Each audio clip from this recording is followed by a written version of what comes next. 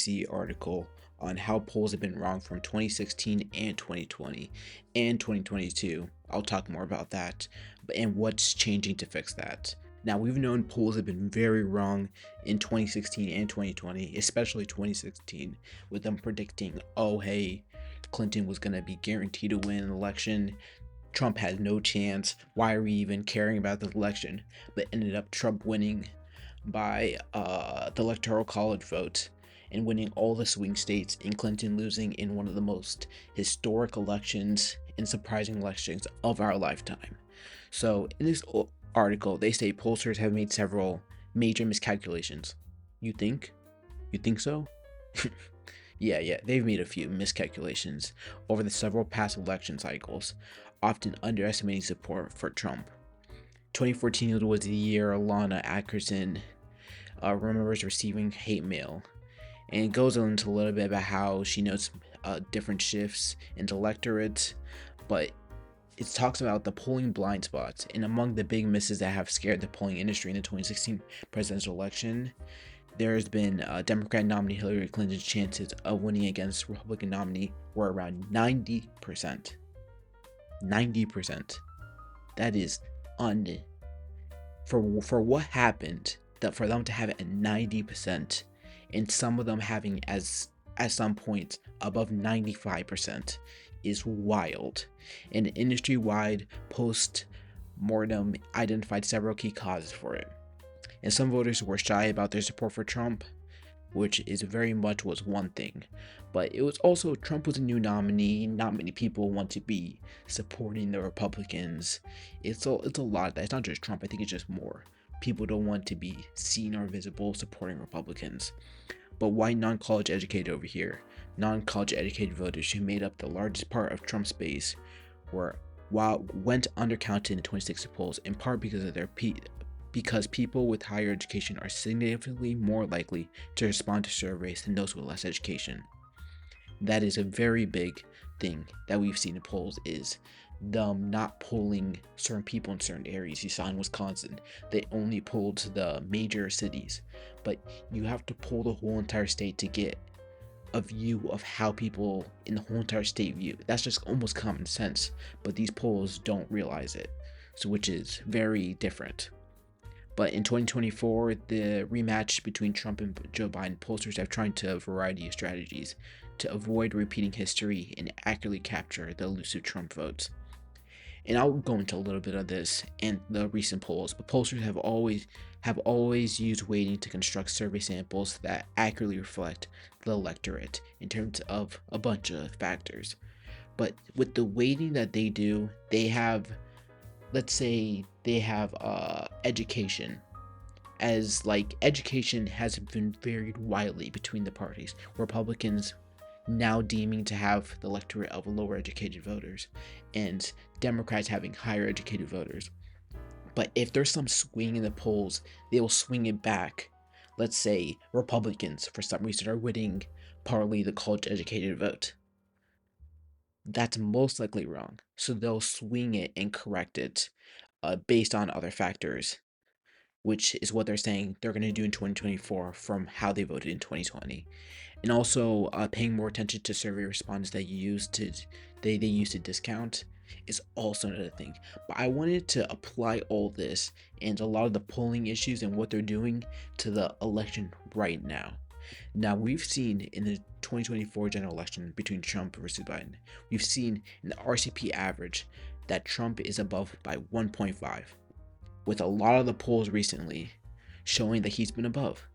Now, you can see this in two different ways. You can see this as they've always underestimated Republicans outside of 2022, and that Trump could possibly win by more.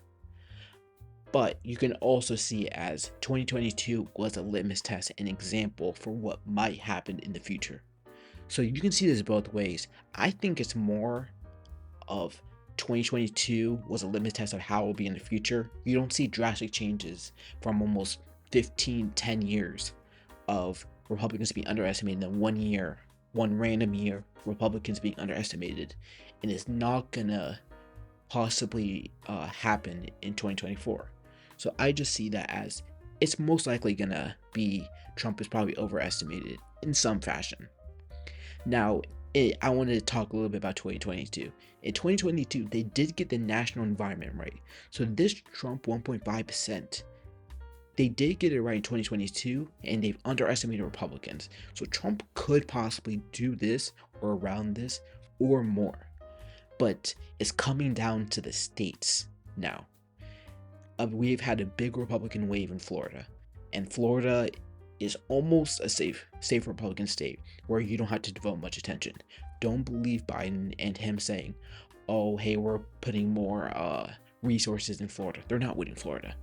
So Trump could win by 1.5 but still lose the election, which is very wild if you told anybody this 5 years ago. But it could very much happen, and that's why the polling in the states is what they got wrong. Now, I was going to go a little bit state by state in the major states. Now, I just want to give a baseline of Ohio's going to become Republican, and they do have as 9.6. So it's not like the polls in state by state is very wrong, and you don't see any like weird outlier states or outlier polls over here. But I wanted to go into a little bit of the presidential, where we can get Pennsylvania. Pennsylvania is a very key state, and they have Trump by 1.8 in the aggregate. We can see the polls, and most of them have it as, I think all of them have it as Trump, which I'm kind of surprised by. But the state polling was where they got it wrong. They got the national average of 1.5 around there for the last election, or the national popular vote. They got it right, which Republicans won, and very, very close. But it's going to come down state by state, which is where the polling in each state is really going to matter. Now, they have as Trump 1.8. If we have any kind of correction, like what happened in 2022, where state by state polling, depending on the state, it was Oz and Fetterman last year, and Oz was winning by 1 to 2 points, but he ended up losing by around 2 points. If you apply that same shift, Trump is losing Pennsylvania. Now, another baseline is to look at South Carolina. It's another Republican state. I don't think they have the full polls, but we know Trump is going to win it, which that's how you know. I'm just setting up a baseline for that. Some states are going to do good in their polling and have it on the dead money. But then you're going to have a state like North Carolina where Trump is most likely going to win the state, but I don't know about 6.5 points. That's where the state by state polling is really going to have an impact. I think it's going to win by 5.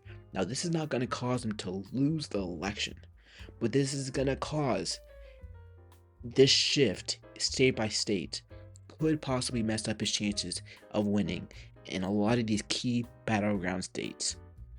Now, if we go down to Wisconsin, it's again Trump plus 2.8 points.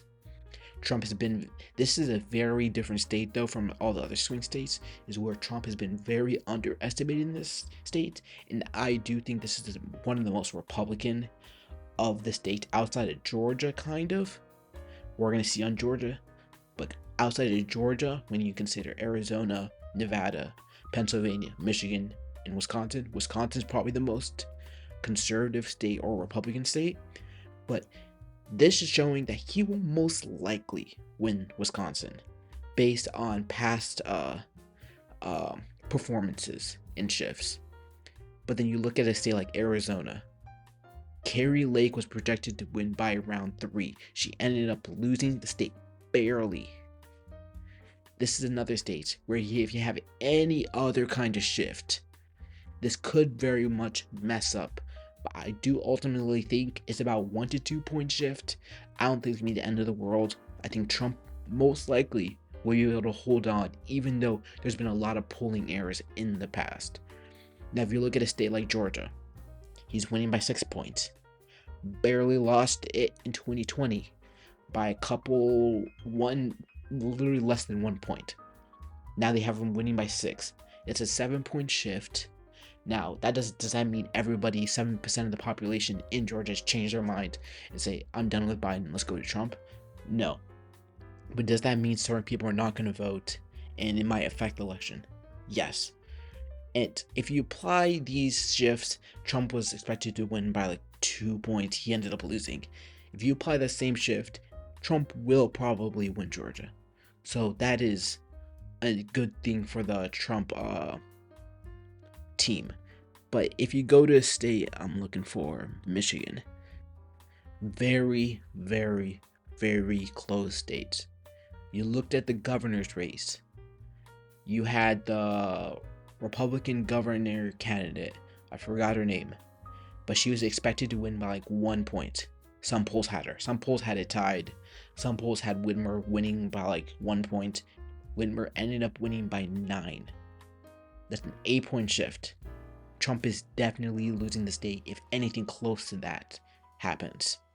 Which is kind of the scary part, where we did not expect that at all. Whitmer to win by anywhere near that margin, but she ended up winning by 9. And she's a good candidate, but she isn't like an insane candidate that they got out of their suitcase or something. Like, she's like a decent candidate for Michigan standards, but she ended up winning. And if you apply that same polling error, Trump would lose this. Now the next one I'm going to do is Nevada. Nevada, I don't know how this happened, but Trump is winning it by 5 points.